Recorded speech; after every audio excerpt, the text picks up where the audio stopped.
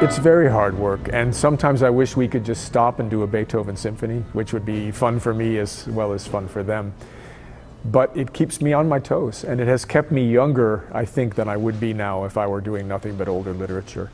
To keep current, to know what's going on, and to constantly project an attitude of positive reinforcement for some music that when you read it down the first time really does not sound all that good. It also helps the audiences of Austin to hear this music, which I don't think they would hear anywhere else. Yeah.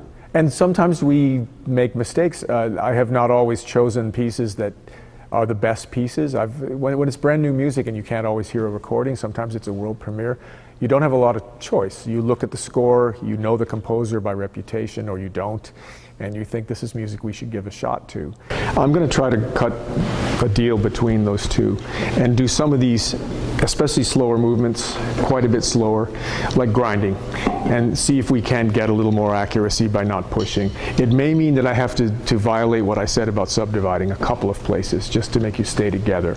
But if you can do your subdivisions and know that I'm going to go slower than I have been on some of this music, maybe we'll stay closer together. The first few years were really dicey. There were certain older faculty who didn't know this music and didn't like it and didn't trust it.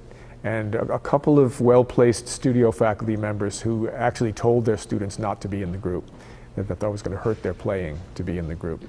And I didn't know for 2 years that this one faculty member was doing that until I realized I could not get that instrument to stay put. I'd get one person to play one rehearsal, then that person wouldn't show up the next time. And I finally found out who it was, and I took him out to lunch. And I said, I'm going to give you a recording of about 10 pieces that we're doing over the next year and a half. And I'd like you to listen to these pieces, good professional recordings, and tell me if there's anything in it that you find really bad for players. And he called me up a week later and said, I've been wrong. This is good stuff, and I will now help you by leading my students into your group.